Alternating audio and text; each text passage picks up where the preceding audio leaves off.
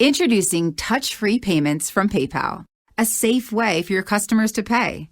Simply download the PayPal app and display your own unique QR code for your customers to scan. Whether you're a market seller, I'll take 2 tomatoes and a cucumber, poodle pamperer, piano tuner, or plumber, signing up to accept touch-free payments for your business is easy. Touch-free QR code payments. Shop safe with PayPal.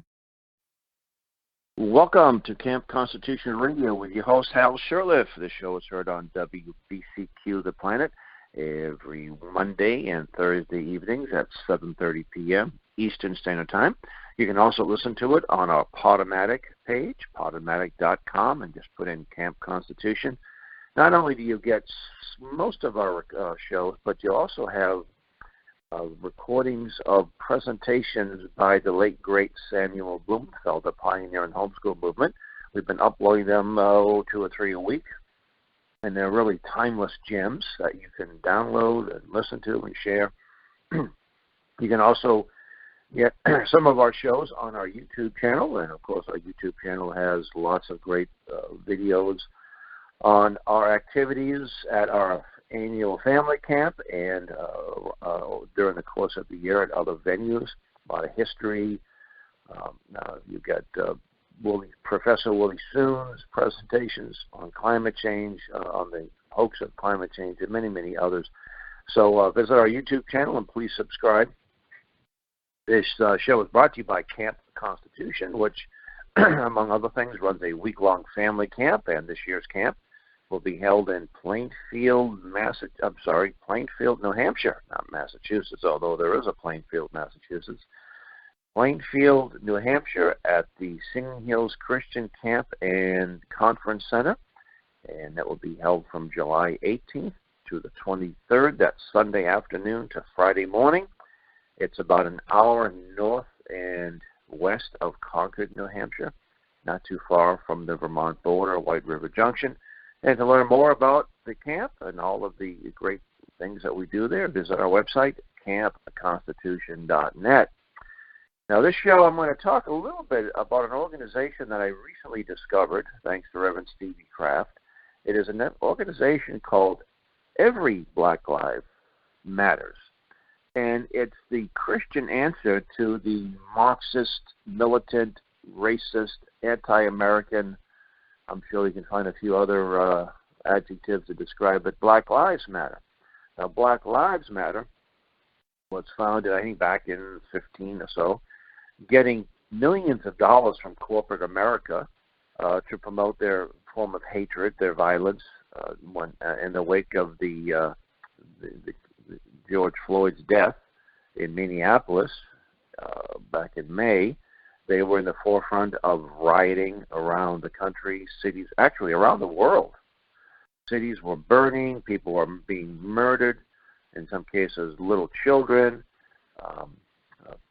looting, just downright terrorism.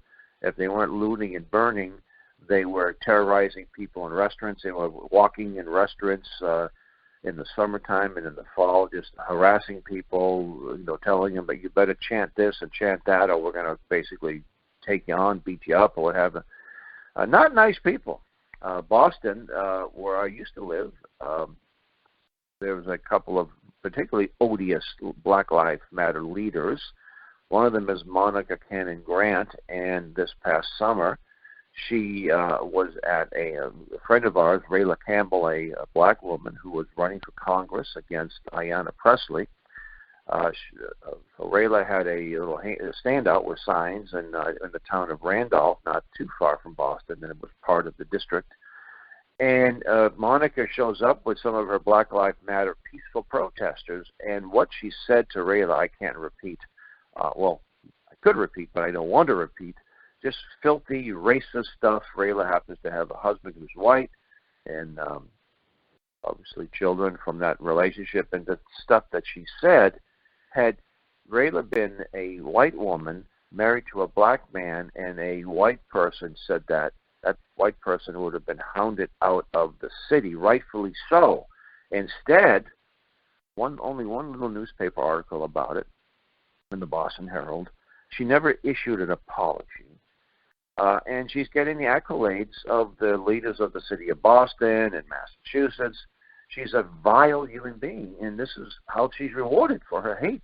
It seems to be that if someone is doing hateful things and still getting the support of city and state officials, obviously it must be what they want her to do, or else they would stop supporting her. Also, I don't even want to dignify this creep with his name. There was one of her colleagues. He's in his late 20s, early 30s. He receives a hero award from the Boston Red Sox. They used to honor veterans who actually were truly heroic. Now they're honoring social justice warriors. And it was this past December at an event near the governor's house in Swampscott. An 80-year-old woman, she made the mistake of wearing a Trump hat, was viciously assaulted by this hero, Black Lives Matter. And I think there was only one little article in the weekly paper about this incident. So that's what you're up against. You're up against is really vile people. And it's interesting, too, as you go through white communities, white neighborhoods, mainly upper middle-class white communities, you will see plenty of Black Lives Matter signs. And when you try to point out to some of these people just what the organization behind that slogan, they double down. It's almost as if they don't care. I don't know if these white liberals are thinking that maybe the sign in front of the house will protect them from violence. If that's the case, you're mistaken. I think there was an incident in Seattle, or Portland, where some white liberal had a Biden sign and he had a Black Lives Matter sign, and the Black Lives Matter still vandalized it. It's almost saying, we're going to vandalize you, and you're still going to support us. That's how cowardly you are. That's how weak-minded you are. That's how brainwashed you are, believing the propaganda that all white people are evil. I mean, you have to be self-loathing or submissive in our presence. I tell you, that brainwashing has been so effective, more effective than the brainwashing they had in Nazi Germany, the brainwashing they did in the North Korean prisoner of war camps against Americans. That's been very, very influential, very damaging and destructive. So this is what Black Lives Matter has to offer, and a group called Every Black Life Matters, and this is a Christian alternative to Black Lives Matter, and they're not getting all kinds of money from corporate America. In fact, they're probably getting next to nothing from corporate America, not even acknowledgement. And, of course, when you do mention Every Black Life Matters, the blacks who founded this, they call them Uncle Toms. They even call them white supremacists. So I'm visiting their website now. I was trying to get one of the founders, and they weren't able to get back to me. So I'm just going to read. It's everyblm.com, everyblm.com. So our vision and mission, to help individuals in the black community grow and prosper in mind, body, and spirit by eliminating disproportionate injustices that hinder black advancement. Our mission is to protect black life from conception to death by confronting injustice and deconstructing barriers inside and outside the black community through a national platform of training, networked resources, community organizing, and faith building. And I like that, faith building. Also, from conception to death, because thanks to the abortion culture in this country, a good percentage of black lives are snuffed out in the womb. In places like New York City, there are more black babies aborted than there are born. And Planned Parenthood has done a masterful job. Here is an organization with its racist roots, founded by someone Margaret Sanger, who actually had a Nazi eugenicist write for her newspaper, I think it was called Birth Control Review, who promoted something called the Negro Project back in 1939. We had shows on that in the past, where their goal was to have fewer blacks. There were too many blacks in the world, and we have to lessen the number. They were defective weeds and such, and they have so much black support, black leftists, black liberal. Every single member of Congress, every black member of Congress, every Democrat, black Democrat, not the Republicans, but every single black Democrat, the vice president, is a big supporter of Planned Parenthood. Ayanna Pressley, this angry racist woman, congresswoman from Boston, she supports Planned Parenthood. It's amazing. You say, gee, you think you don't, they're not embracing the Ku Klux Klan, but when it comes to abortion organizations, they completely support it. So anyway, getting back to Every Black Life Matters, our talking points: real justice from womb to tomb, nuclear family. You see, just the opposite of Black Lives Matter. Black Lives Matter are Marxists, founded by lesbians who aren't really interested in the nuclear family. In fact, you could point, it doesn't matter what race you are. If you are from a broken home, a single parent, usually a woman, and women can do it. Women, there are lots of examples of women raising children on their own. They do a remarkable job. But statistically, children in a single-family home tend to be poor, have less opportunities, and live in high-crime areas. That's a fact. I should say these are facts. This isn't racism, but pointing out what is a fact. I know in these crazy days, pointing out facts becomes racism because some of the facts just aren't too appreciated. Active fatherhood. These are the talking points. Active fatherhood. Yes, that means that fathers play a role in the raising of the children, whether they're married, whether they're not married in some cases, but they still be there. And it's not just being over there to give them goodies, but it's actually helping to raise these children. Free markets. That means liberty. That means opportunities, not regulation, not the federal government giving handouts, giving stimulus checks, and making we're finally getting the stimulus checks to save the American people. Well, federal government, you took the advice of the CDC and the WHO. You shut down our country. You, of course, put pressure on governors. Not all of them took the bait, but most of them did. Tanked the economy. And now you're turning around due to a virus, which you refuse to deal with. You refuse to call the people responsible, the Chinese Communist officials. They're the ones that spread it. They're the ones that made it happen. You refuse to do that. You blame it on Donald Trump. Then you take the advice of the Chinese Communist-supported WHO, World Health Organization, which says we need to lock things down. Everybody has to be considered a carrier and a spreader. Stay home, don't open your businesses, shut everything down, tank the economy, and then we'll come up with a vaccine. And meanwhile, we're selling masks made in China, and we're also, these vaccines, we're making billions of dollars on these vaccines that, in some cases are making people sick, in some cases killing them, instead of just letting the thing ride its course, getting people who are high risk, maybe locking them down, people who have pre-existing conditions or what have you, bad immune systems, and taking precautions against these people. No, everybody has to be locked up. And you still see this fear. People are committing suicide. People are getting assaulted because they're not wearing masks, et cetera, et cetera. I mean, this is insane. And this is all because of bad policies. And so now they're going to pump up $1.5 trillion, and most of this is going to pork, what is not even going to people directly.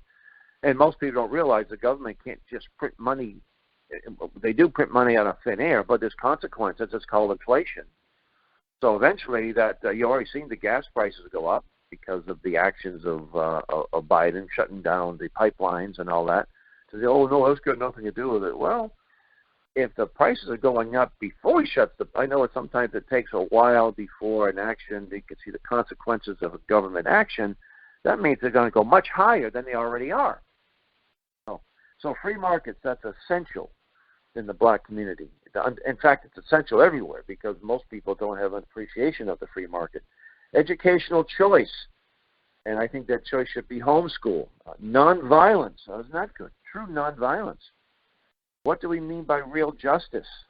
Real righteousness embraces all life. And the founders, Kevin and Neil, and I'm going to just, there's two gentlemen, and they're based in California. I'm going to, let's see if I can Oh, I just discovered that the Heritage Foundation is partnershiping with them, so that's good. So Kevin McGarry, and again, I'm hoping to get these gentlemen on the air at some point. Our Reverend Stevie Kraft is involved with them. He's done some conferencing with them. So here, pro-Black life. While God has placed intrinsic value on all lives due to the circumstances and plight in the Black community, our organization's focus is to unabashedly and unapologetically advocate for the respect and sanctity of every Black life. Black economic prosperity, anti-racist. The most effective way to build Black wealth for individuals, families, or businesses is to educate and train the community how to embrace innovating and leverage free markets and entrepreneurialism. And in fact, when you read this, you think of some of the early Black pioneers right after slavery that were promoting free markets, and they were today they're called Uncle Toms. These great men, schools that they started in Virginia and in Georgia, I think it was Alabama, the Tuskegee Institute, and all these great places. Booker T. Washington, Up from Slavery, this incredible book. And he talks. He said something in the book I'll never forget, and I'm paraphrasing, but he said a race that has something to offer the market can't long be ignored. So if you have a skill, if you can fix something, build something, make something, sell something that people want to buy, etc., teach people certain things they want to learn, you're going to be okay, and eventually the prejudice will wear away. I know I want to buy a product, or if I want a service, and I know there's someone out there that's good at what they do, or what he or she does. I don't think I'm going to care a whole lot what color of the skin they are. I pointed this out too some years ago. I was on a radio show in Rhode Island that the free market punishes racism. They said, "How do you do that? What do you mean? That's a racist comment." Well, if I am a white man who's a bigot and a racist, and I don't hire the best people for my business, if I don't hire that Black man who would be an incredible employee, and instead I hire the white guy because I'm a racist, I'm a bigot. The white guy doesn't work out, but I hire a white guy who's not as qualified or as good at the job. Black guy says, okay, the white guy will hire me. I'll go off and start my own business. That happened. Look at the Negro Leagues in baseball. You get some great baseball players and some good baseball players, and the Major League Baseball said, no, we're not going to be hiring any. We're not going to sign them on. Hey, that's fine. We'll start our own league. And they took notice of some of the better players.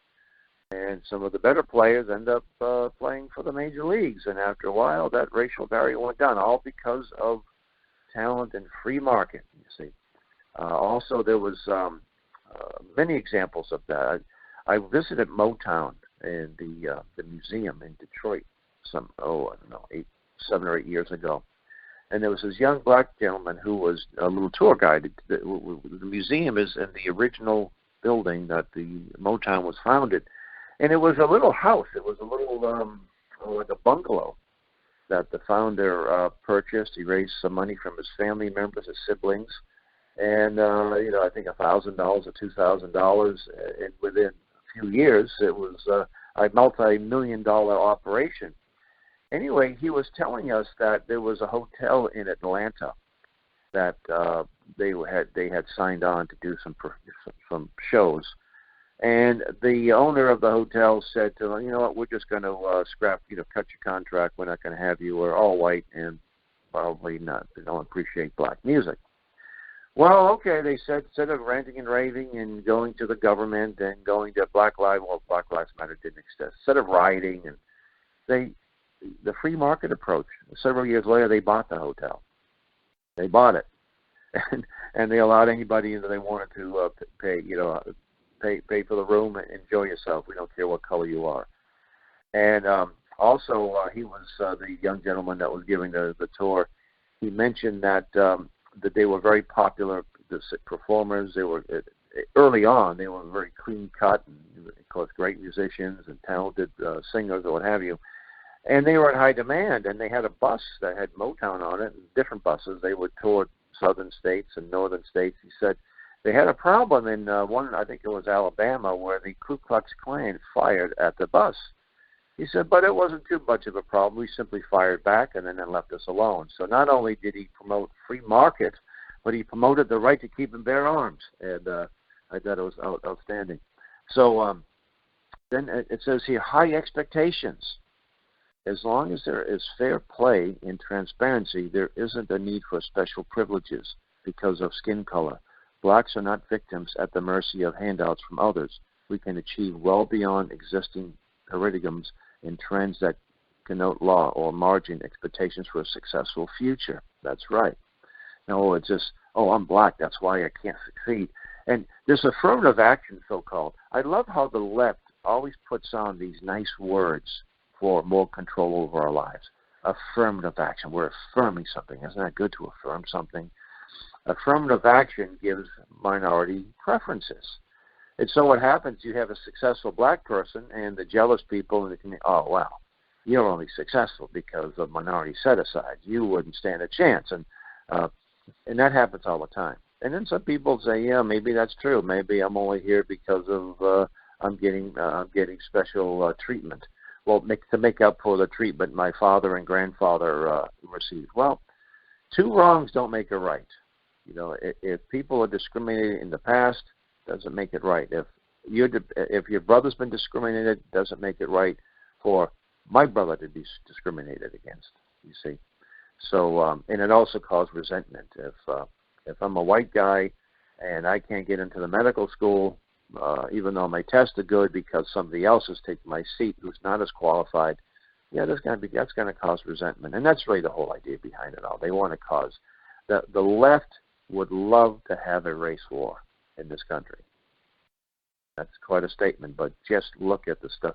In the height of the Black Lives Matter riots, Senator Tim Kaine, who ran for vice president under Hillary, was just saying, slavery is uniquely from the United States. We're responsible for slavery. Instead of saying, no, slavery's been around since the fall of man. I called this office. I said, why are you doing this? Not the message, of course. You can't speak to these politicians. They're too good for us. I said, why would you say something irresponsible in the height of all these riots? Why are you putting gasoline on a fire? But that's what they do. Instead of saying, hey, look, things have changed. Things are getting better. We get problems. Some policemen might be bad, but, look, overall, it's an incredibly good record. No, they want violence. They want mayhem, or else they wouldn't be urging people to do these things and lying to people. Education choice. The black school, I've got my dear friend Edith Kraft. She went to a segregated school in New Orleans back in the 50s. Now, I'm not encouraging segregated schools, but she said, we learned patriotism, we learned English, this was a good school. And then they had to put everybody with, then they had to schlep people across town and to other communities, and the educational value went down. Now, of course, the schools are rotten. Inner city schools or upper middle class schools in these bedroom communities.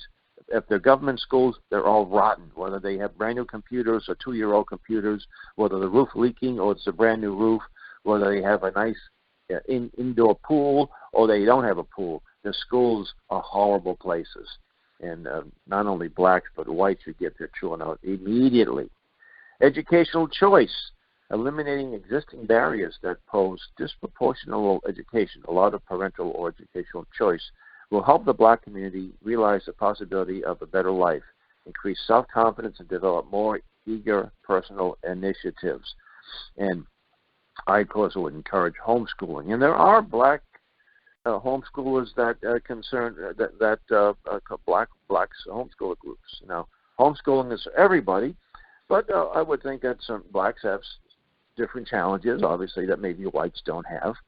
So, to me, this looks like a pretty good group to get behind, and they need support. They need just to get them out there. And my good friend Reverend Stevie Kraft, he wrote a letter. I kind of encourage him to do that, but he wrote a letter to the people in Lexington, where he lived, Lexington, Massachusetts, and I'm gonna read it. And if I can find it here. Here we go. Let's see. Well, anyway, it's I can't boot it up, but I can sort of. Oh, here it is. Okay. So it was addressed to the well-intentioned white liberals, or the well-intentioned people in his community, with all of their Black Lives Matter signs. And he pointed out what Black Lives Matter is about, that the values they share or promote are rejected in the black community, widely rejected, not totally rejected, but widely rejected. And he said, instead of the Black Lives Matter signs, why not put every Black Lives Matter signs? And so that letter, it hasn't been published yet in the local newspaper, but our camp blog, so a challenge to well-intentioned white liberals, and this was our blog just yesterday. If you go to our website, campconstitution.net. So I'll just read it. So the letter below was recently sent to local newspapers in Lexington, Massachusetts, by Reverend Stevie Kraft, who serves as Camp Constitution's chaplain and instructor. Lexington is a typical liberal Massachusetts town with a black population of a little over 1%. Meant for the people of Lexington, we think that this open letter should be printed in every liberal town in the United States. In fact, every town in the United States. Dear neighbors of Lexington, Massachusetts, my wife and I moved to Lexington in May of 2020 from New Jersey, and we love living in the town where the shot heard around the world was fired. That would be the Battle of Lexington in 1775. In the short time we have been here, we have acquired many good friends and have an excellent relationship with the Lexington Police Department. We are even on a first-name basis with a letter carrier. Recently, a young lady who was behind me in a local supermarket offered to pay for my items. I was quite impressed. We are concerned, however, with a number of Black Lives Matter signs that we see in front of some of our neighbors' lawns. As a black man who has experienced racism over my 77 years, I appreciate your sentiment. But the organization behind Black Lives Matter is a militant organization with members that have been engaged in massive violence. Its founders brag about their Marxist ideology. They advocate the end of the Western concept of the family and defunding the police. These are positions that are rejected by the overwhelmingly majority of black Americans. Black Lives Matter leaders are silent on black crime, which claims over 90% of the murders in the black community. In addition, Black Lives Matter supports abortion. In New York City alone, there are more black babies being aborted than are being born every day. In answer to Black Lives Matter and my challenge, I recently became aware of an organization called Every Black Life Matters, and the website everyblm.com. Their mission statement is one which I believe all Americans of goodwill can support. And he's reading the mission. Our mission is to protect black life from conception to death by confronting injustices and deconstructing barriers inside and outside the black community through a national platform of training, network resources, community organization, and faith building. My challenge to my well-intentioned neighbors here in Lexington is to post a sign which reads, Every Black Life Matters. Sincerely, Reverend Kraft. Now, I sent this out, and I got a few people say, well, what about all lives? Well, of course, all lives matter. But see, the Marxists put a twist on it. If you say all lives matter, they'll call you a racist, because they'll say, all lives can't matter until black lives matter. Well, it makes no sense. It's fallacious reasoning and stupid. But that's what they say. So if you say all lives matter, they'll say, oh, you're a racist when you say that. But you say every black life matters, it's going to be hard for them to say, oh, you're a racist because you support every black life? That's going to be a little difficult. Oh, they're still going to put a spin on it. Oh, that's a Uncle Tom organization. But at least they're going to have difficulty saying, oh, well, we don't support every black life matters. We only support some black lives. Gangbangers, those that get arrested by the police and resist arrest, those are the people we support. Nobody else. We don't support the black businessman he had to mortgage his house. He saved for 20 years enough to buy a house, and now he's put his mortgage up. He's put his house so he can get the business, and overnight it's burnt down to the ground, and he's not insured properly, and he's totally destitute. You don't care about that life, or the retired black policeman that was helping a friend at a pawn shop and he gets gut shot by a Black Lives Matter supporters, or a mother who has a little girl and they went down the wrong side of a barrier that the Black Lives Matter people set up in Atlanta, and they were shot dead. You don't hear about those folks, or the businesses that were burned down. Not just and they're also burning down liberal cities, progressive, free-thinking cities. They're torching them. So anyway, I do again want you to support every Black Life Matters. Visit their website.